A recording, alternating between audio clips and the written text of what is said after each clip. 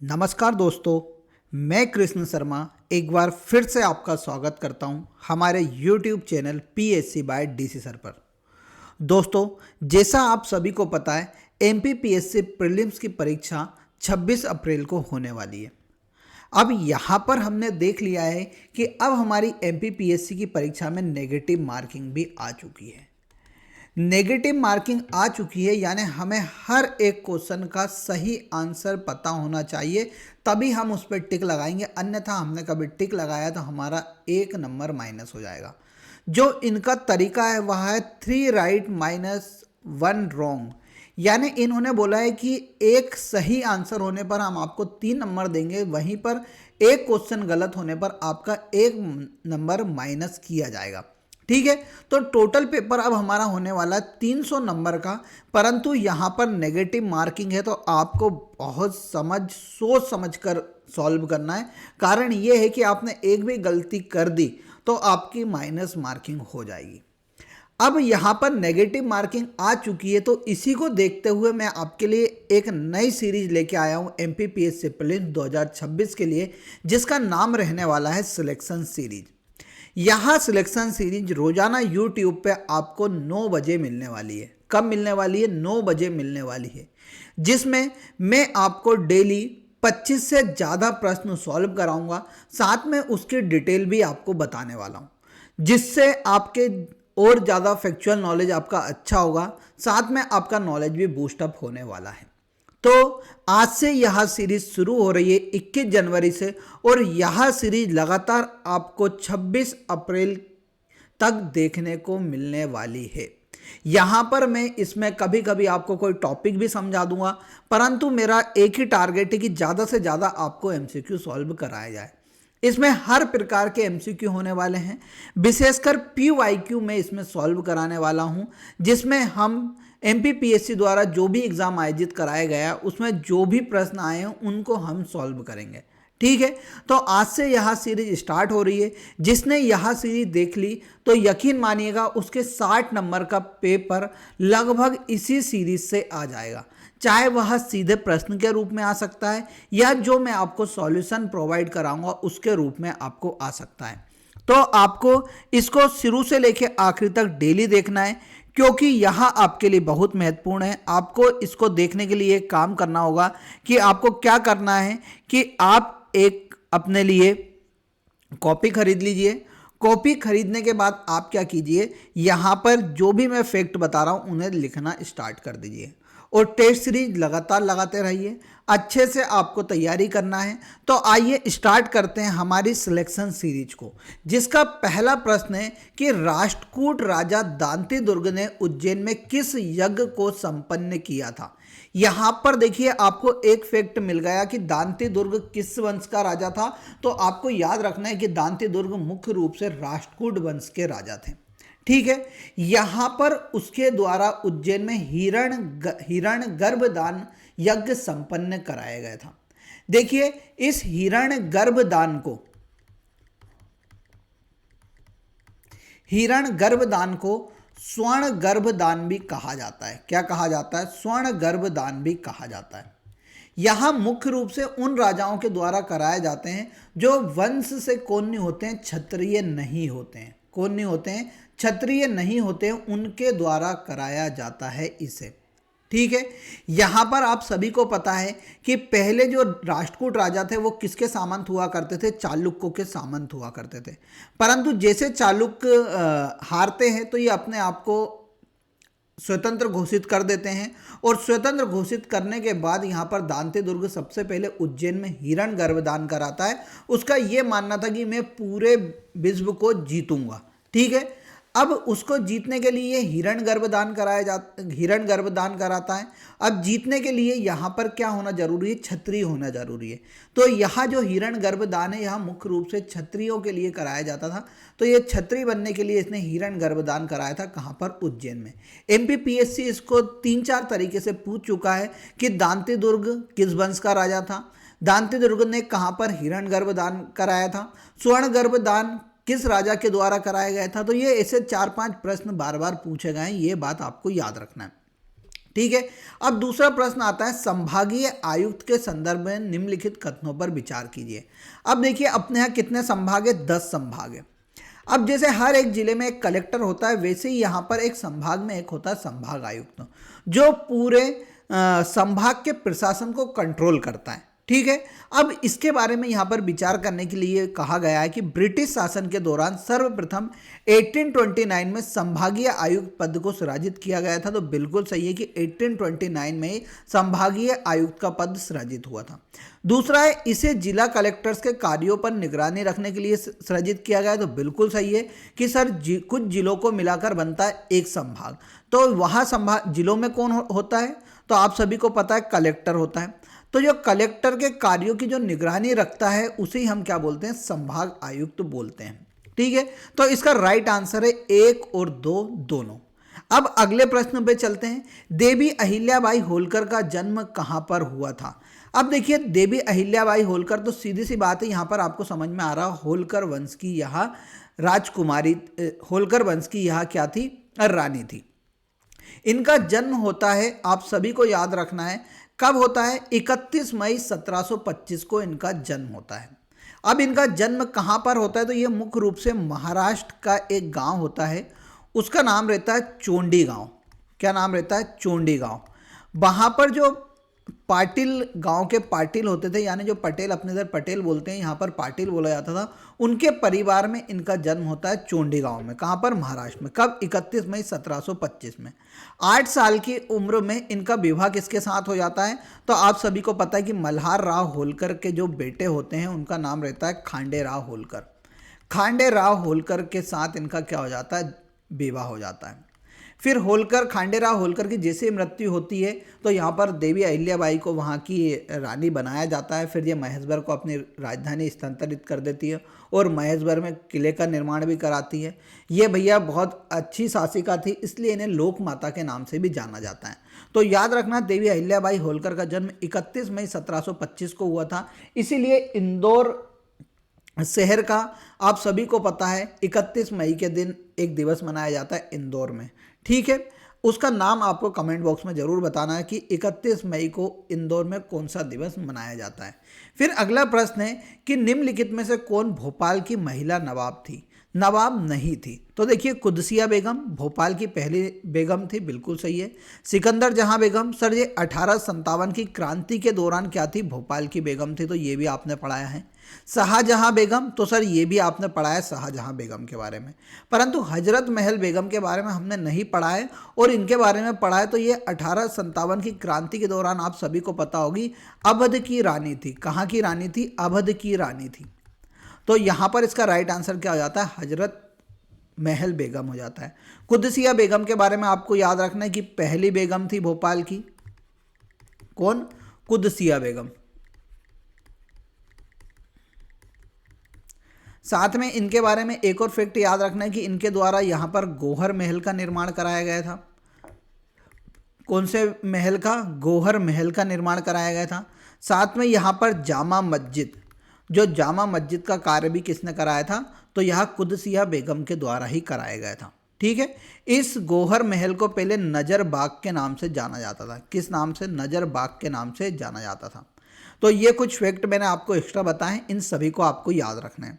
अगले प्रश्न पे चलें उससे पहले मैं बता देता हूं कि देखिए एमपीपीएससी प्रीलिम 2026 के लिए लाइव बैच चल रहा है। 1 दिसंबर से शुरू हुआ था, यहां आपको रिकॉर्डेड फॉर्म में भी मिल जाएगा। इसमें अभी हमने केवल हमारी क्लासेज चल रही हैं, जिसमें कल परसों से यूनिट 1 चालू होगी, यूनिट 5 चालू होगी। तो आप सभी इस कोर्स को जरूर ज्वाइन कर लीजिए, क्योंकि यहाँ अभी एक बार कोर्स कंप्लीट होगा, उसके बाद यहाँ पर हम आपको रिवीजन सीरीज लेके आएंगे और रिवीजन सीरीज में हम आपको पूर्णतः याद कराएंगे। क्या कराएंगे, याद कराएंगे। तो ये याद कराने के साथ साथ हमारा सीधा मोटो है आपको सिलेक्शन दिलाना। तो जो एमपीपीएससी प्रीलिम्स का हमारा लाइव बैच चल रहा है मात्र 999 रुपये में है, इसको जरूर ज्वाइन कर लो। इसको ज्वाइन करने के लिए आप हमारी application PSC by DC sir को डाउनलोड कर लीजिए या हमारे दिए गए नंबर पर आप कॉन्टेक्ट कर सकते हैं। देखिए इसमें आपको क्या क्या मिलेगा, लाइव एवं रिकॉर्डेड क्लास मिलने वाली है, सभी टॉपिक्स की पीडीएफ जो प्रिंटेड फॉर्म में मिलेगी, स्टडी मटेरियल मिलने वाला है, समय के अनुसार मॉक टेस्ट भी आपको हम प्रोवाइड कराएंगे। तो ये कोर्स को जरूर ज्वाइन कर लीजिए। कभी आपको सिलेक्शन लेना है तो इस कोर्स को जरूर ज्वाइन कीजिएगा। आप देखेंगे कितने सरल तरीके से, कितनी जल्दी आपको पूरा सिलेबस कंप्लीट करा दिया गया है, साथ में आपको याद भी कराया जा रहा है। अब हम आगे चलते हैं और आगे पढ़ते हैं पांडव जलप्रपात किस नदी पर स्थित है। तो आपको याद रखना है कि पांडव जलप्रपात, तो आप सभी को पता है कि पांडव जलप्रपात हमने सर पढ़ा है पन्ना जिले में। कहाँ पर है? पन्ना जिले में। तो नर्मदा नदी तो सर पन्ना जिले में बहती नहीं है, चंबल नदी बहती नहीं है, सिंध नदी भी नहीं बहती है, तो सीधा सा आंसर था केन नदी। कभी यहाँ पर याद भी नहीं होता, तो केवल आपको इतना याद होता कि पांडव जलप्रपात किस नदी पर है, तो किस जिले में है? पन्ना में। अब पन्ना में एक राष्ट्रीय उद्यान है, उसका नाम है पन्ना राष्ट्रीय उद्यान, उसकी जीवन रेखा कहा जाता है केन नदी को। तो केन नदी पर आपको पांडव जलप्रपात देखने को मिलता है। फिर याद रखना कि केन नदी को पन्ना राष्ट्रीय उद्यान की जीवन रेखा भी कहा जाता है। केन नदी का उद्गम कटनी जिले से होता है और यह नदी यमुना नदी की सहायक नदी है। अब यहाँ पर नर्मदा नदी पर आपको एक जलप्रपात देखने को मिलता है, बहुत फेमस, उसका नाम है सहस्त्रधारा जलप्रपात। और ये आपको कहाँ पर देखने को मिलता है? तो ये देखने को मिलता है आपको महेश्वर खरगोन में। ठीक है, याद रख लेना। सिंध नदी का उद्गम विदिशा के सिरोंज से होता है। चंबल नदी का उद्गम आप सभी को पता है कहाँ से होता है? चंबल नदी का उद्गम कहाँ से होता है? तो आप सभी को पता है इंदौर के जानापाव से होता है।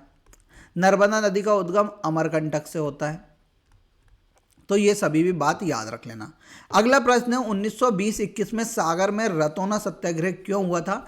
तो देखिए, रतौना सत्याग्रह इसलिए हुआ था कि यहाँ पर ब्रिटिश शासन के द्वारा एक कसाई खाना बनाया जा रहा था।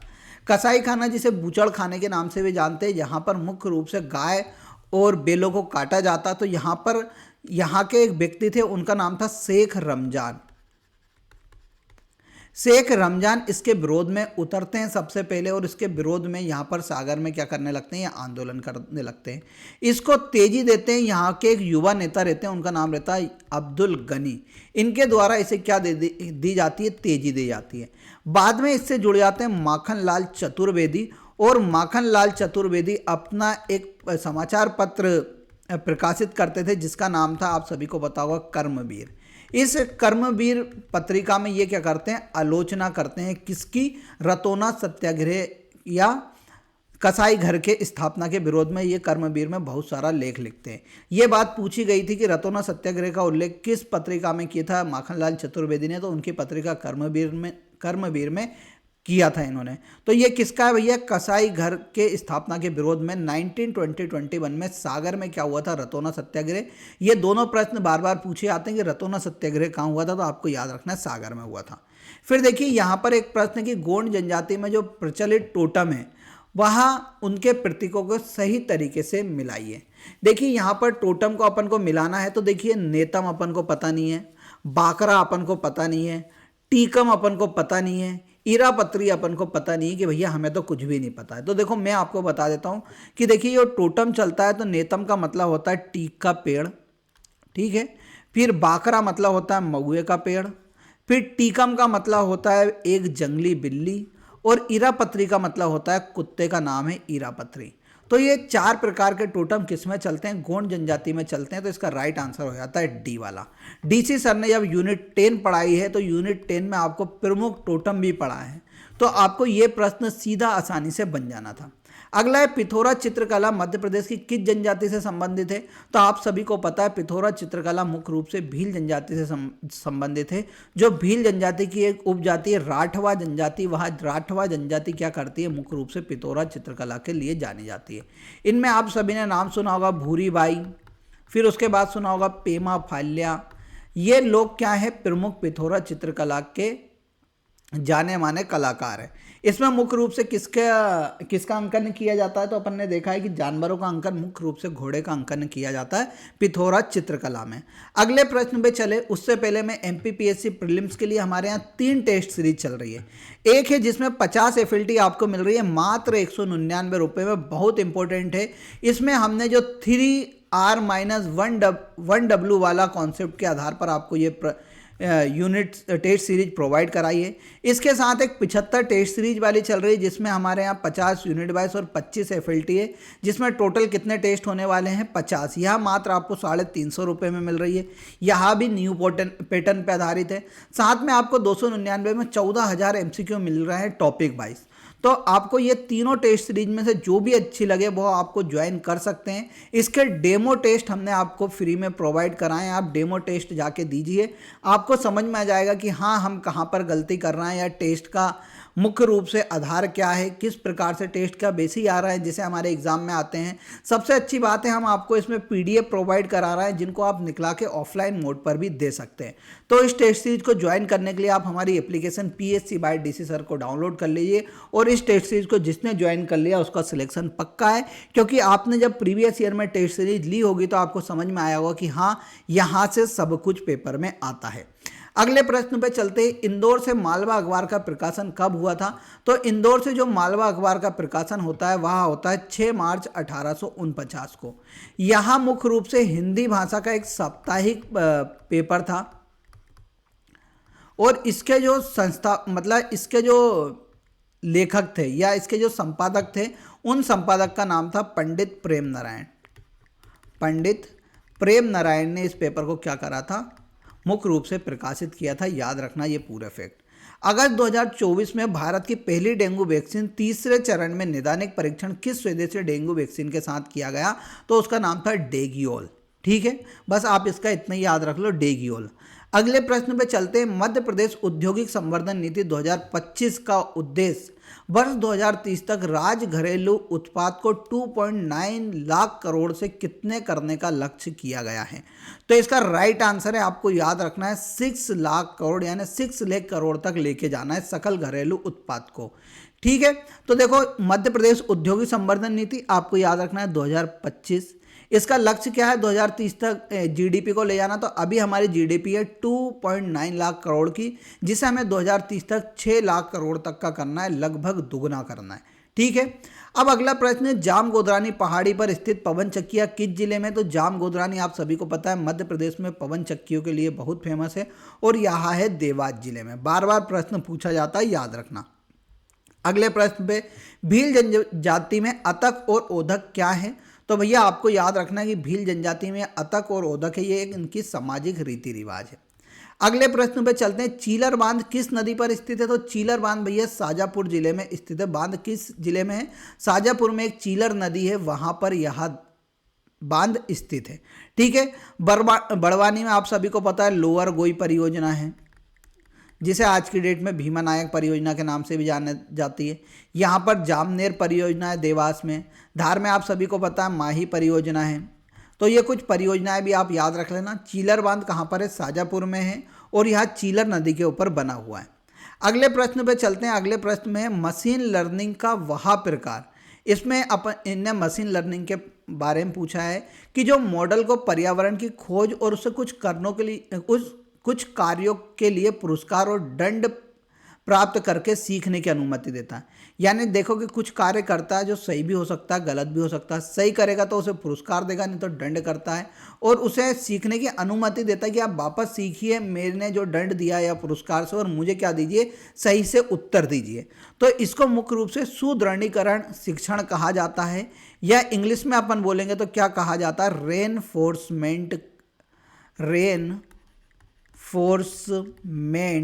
लर्निंग भी कहा जाता है इसे।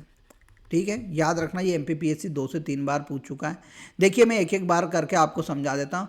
पर्यवेक्षित शिक्षण को मुख्य रूप से कहा जाता है सुपरवाइज्ड लर्निंग कहा जाता है। इसमें क्या होता है कि पहले मशीन को सही उत्तर दिया जाता है और उससे बोला जाता है कि आप क्या करो, इससे सीखो। जैसे आपने कंपनी में सुपरवाइजर देखे होंगे, सुपरवाइजर को पहले काम सिखाया जाता है और उससे बोला जाता है अब आप कार्य कर करके क्या करना, सीखना। तो पहले उसे उत्तर बता दिया कैसे सुपरवाइज किया जाता है और उससे बोला कि अब आप इसी से सीखते रहना। ठीक है, अब यहाँ पर अपन बात करते हैं अपर्यवेक्षित शिक्षण की, यानी अनसुपरवाइज्ड। इसे क्या बोलेंगे? अनसुपरवाइज्ड लर्निंग इसे बोला जाता है। ठीक है, यहाँ पर बोला जाता है कि इसमें अन्य सुपरवाइज में इसको सही उत्तर नहीं दिया जाता। इससे बोला जाता है कि आप मशीन खुद अपने पैटर्न से सीखो क्या सही है। ये किस में होता है? अनसुपरवाइज्ड लर्निंग में होता है। फिर होता है एक भैया नवीनीकृत शिक्षण। तो नवीनीकृत शिक्षण में मुख्य रूप से आप क्या बोल सकते हो? आप बता दो कि भैया नवीन चीज़ इसको दी जाती है और उससे नवीन चीज़ से इससे बोलते हैं कि आप ये डाटा को अपडेट कर दो और इससे सीख के हमें उत्तर दो। ठीक है, अब देखिए अगला है मध्य प्रदेश में खनिज नीति कब घोषित की गई थी? तो मध्य प्रदेश में खनिज के अच्छे से खुदाई के लिए 2005 में मध्य प्रदेश ने खनिज नीति घोषित की थी।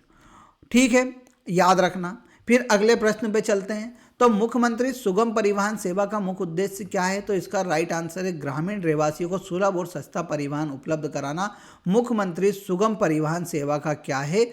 मुख्य उद्देश्य है। ठीक है, अगले प्रश्न पे चलते हैं। बहुआयामी गरीबी सूचकांक। बहुआयामी गरीबी सूचकांक 2023 पर नीति आयोग ने दूसरी रिपोर्ट के अनुसार मध्य प्रदेश के किस जिले में 2015-16 से 2019-20 के 21 गरीबों के प्रतिशत में सर्वाधिक कमी दर्ज की गई है? तो देखिए सर्वाधिक कमी दर्ज की गई है हमारे अलीराजपुर जिले में। कहाँ पर? अलीराजपुर जिले में सबसे ज़्यादा कमी देखने को मिली है। जब 2015-16 की हम बात करते हैं तो यहाँ पर लगभग 71.31% कैसे हुआ करते थे? गरीब लोग हुआ करते थे। परंतु जब इनने आंकड़े जारी करे 2019-21 के तो यहाँ पर केवल 40.25% लोग ही क्या बचे हैं? गरीब बचे। तो यहाँ पर सबसे ज़्यादा कमी हमें कहाँ पर देखने को मिली है? अलीराजपुर जिले में सबसे ज़्यादा कमी देखने को मिली है। उसके बाद दूसरे नंबर पे आता है बड़वानी। पहले पे अलीराजपुर, दूसरे पे कौन आ जाएगा? बड़वानी में सबसे ज़्यादा सुधार हुआ है। फिर उसके बाद आपको याद रखना है खंडवा में तीसरे नंबर पर, उसके बाद बालाघाट में चौथे नंबर पर। अब देखो हम मध्य प्रदेश की बात कर लेते हैं। तो मध्य प्रदेश में गरीबों की संख्या में कितने प्रतिशत की वृद्धि कमी हुई है? 15.94। 2015-16 में मध्य प्रदेश में गरीबों कितने थे? 36.57% लोग क्या थे? गरीब थे। और 2019-21 में हम बात करते तो ये घट के कितना हो गया? 20.63% हो चुका है। यानी कितने की हमें कमी देखने को मिली है? 15.94% की कमी देखने को मिली है। तो इसके आंकड़े याद रख लेना, यूनिट 6 के हिसाब से पूछा जा सकता है, महत्वपूर्ण है। अगले प्रश्न पे मध्य प्रदेश में कौन सी जनजाति स्वयं को खूटिया पटेल बोलती है? तो सहरिया जनजाति। MPPSC इसको पूछ चुका है। सहरिया जनजाति मध्य भारत के पठार में रहती है। दुलदुल घोड़ी इनका प्रमुख नृत्य है। मध्य प्रदेश के मंदसौर शहर किस नदी के तट पर स्थित है? तो आप सभी को पता है सिबना नदी के तट पर स्थित है और ये सिबना नदी चंबल नदी की सहायक नदी है। इस सिबना नदी के तट पर पशुपतिनाथ का मंदिर भी स्थित है और ये पशुपतिनाथ का मंदिर आप सभी को याद होगा अष्टमुखी शिवलिंग है जो पशुपतिनाथ का मंदिर है। ठीक है, यह सिबना नदी का उद्गम राजस्थान से होता है, बाद में मध्य प्रदेश के मंदसौर में आकर किसमें मिल जाती है? चंबल नदी में मिल जाती है। केन नदी की हम बात करते हैं तो यमुना की सहायक नदी है। बेनगंगा, तो बेनगंगा आप सभी को पता है किसकी? गोदावरी की सहायक नदी है। वर्धा और बेनगंगा के संगम को हम किस नाम से जानते हैं? प्राणहिता के नाम से जानते हैं। चंबल नदी यमुना नदी की सहायक नदी है। अगले प्रश्न पे चले, उससे पहले देखो कोर्स ज्वाइन जरूर कर लो बेटा। कभी आपको सिलेक्शन लेना है तो जरूर ज्वाइन कर लीजिए। जो अपन ने अभी प्रश्न लगाए उन सभी प्रश्नों को जवाब आपको इस कोर्स में सीधे सीधे मिलने वाले हैं। तो इस कोर्स को ज्वाइन कर लो। इसमें अभी एक ऑफर चल रहा है। इसमें हम क्या कर रहे हैं कि जो हमने 2025 में जो कोर्स आपको पढ़ाया था वो आपको फ्री ऑफ कॉस्ट इसके साथ दे रहे हैं। ठीक है, जो हमारे कोर्स की वैल्यू थी 999 2025 की, उसे हम फ्री में दे रहे हैं। यानी दोनों कोर्स आप समझ लो कि हमें फ्री में ही मिल रहा है। जब ये कॉस्ट पे हमें नया कोर्स दे रहा है यानी फ्री में दोनों कोर्स दे रहा है।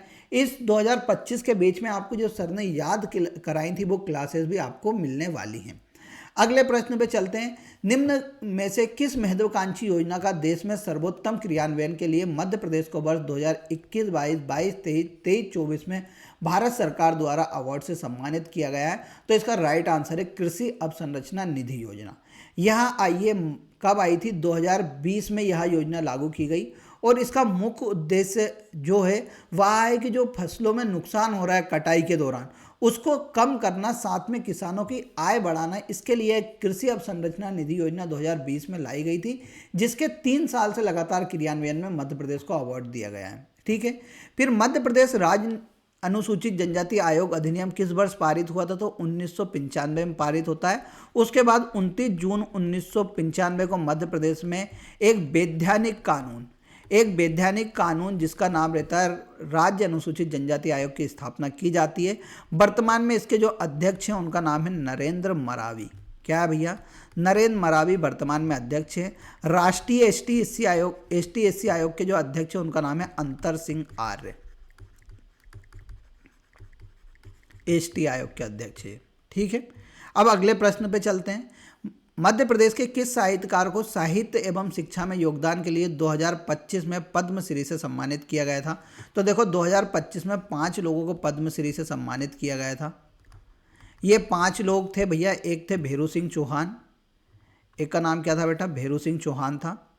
एक का नाम था जगदीश जोशीला, एक का नाम था हरिचरण सिंह भट्टी, उसके बाद था शालिनी देवी होलकर और एक का नाम था बुधेंद्र कुमार जैन। इन 5 लोगों को अपने यहाँ पद्मश्री दिया गया था।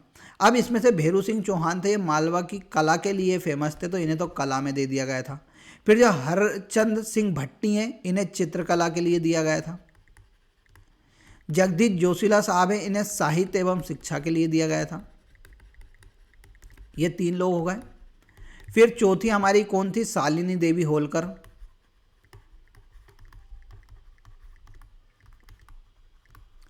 शालिनी देवी होलकर को किसके लिए दिया गया था? व्यापार के लिए। 5वें नंबर पे बुधेंद्र कुमार जैन। बुधेंद्र कुमार जैन को दिया गया था चिकित्सा के क्षेत्र में। तो यहाँ पर इनने क्या पूछा है? शिक्षा के क्षेत्र में, तो इसका राइट आंसर क्या हो जाएगा? जगदीश जोशीला।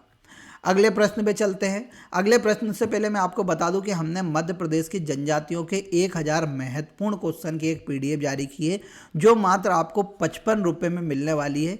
इसको खरीदने के लिए आप क्या कर सकते हैं? हमारी एप्लीकेशन पर जाकर जब आप टेस्ट सीरीज वाले ऑप्शन में जाएंगे तो टेस्ट सीरीज वाले ऑप्शन में आपको मध्य प्रदेश की जनजातियों से संबंधित एक पीडीएफ का ऑप्शन मिलेगा, जो आपको 55 रुपये में मिलने वाली है। उस पीडीएफ को आप ऑफलाइन मोड पर भी निकाल सकते हैं। इसमें 1000 से ज़्यादा महत्वपूर्ण प्रश्न है, जिसमें पीवाईक्यू है, साथ में आने वाले प्रश्नों को भी हमने शामिल किया है, कौन से आ सकते हैं। तो इसको भी खरीदना बिल्कुल मत भूलो, कभी आप अच्छी तैयारी करना चाहते हो। टेस्ट सीरीज लगाना तो बिल्कुल मत भूलना, क्योंकि टेस्ट सीरीज से ही इस बार आपका पार होने वाला है। फिर देखिए, अनुसूचित जाति एवं अनुसूचित जनजाति निवारण अधिनियम 1979 के अंतर्गत निर्धारण अधिकतम सजा कितनी है? तो अधिकतम सजा आपको याद रखना है आजीवन कारावास है। मध्य प्रदेश में बिद्री का संबंध किससे? तो कृषि उत्सव से संबंधित है। यहाँ मुख्य रूप से मध्य प्रदेश की गोंड जनजाति है। गोंड जनजाति द्वारा कृषि जब ये लगाते हैं तो अच्छी कृषि के लिए यह बिद्री नृत्य करते हैं। ठीक है। फिर देखिए, मध्य प्रदेश की निम्न में से कौन सी नदी पश्चिम वाहिनी नहीं है? तो अपने मध्य प्रदेश की 3 नदी पश्चिम दिशा में बहती है, नर्मदा, ताप्ती और माही। तो यहाँ पर नर्मदा, ताप्ती और माही तो है। इसका राइट आंसर क्या हो जाएगा? बेतवा, क्योंकि बेतवा कहाँ पर बहती है? उत्तर दिशा में बहती है। आप सभी को पता हो जो नदी पश्चिम में बहती है वो किसका निर्माण करती है? एचुरी का निर्माण करती है। जो पूर्व में गिरती है वो डेल्टा का निर्माण करती है। तो याद रखना, ये तीनों नदी एचुरी का निर्माण भी करती है। ठीक है। तो यहाँ पर हमारा आज का लेक्चर कंप्लीट हुआ। आपको आज आंसर देख के जाना है कि रतौना सत्याग्रह किस जिले में हुआ था? किस जिले में हुआ था? और साथ में आपको ये भी कमेंट बॉक्स में बताना है कि यह सीरीज आपको कैसी लगी, कि कभी यहाँ डेली लाई जाए या नहीं लाई जाए। इसको भी कमेंट बॉक्स में ज़रूर बताइएगा, मैं ज़रूर देखूंगा। फिर आपके जो भी कमेंट होंगे उसके आधार पर ही मैं अगला लेक्चर लेके आऊँगा। ठीक है। तो अब अपन कल वापस से 9 बजे मिलेंगे। तब तक के लिए सभी को जय हिंद, जय भारत।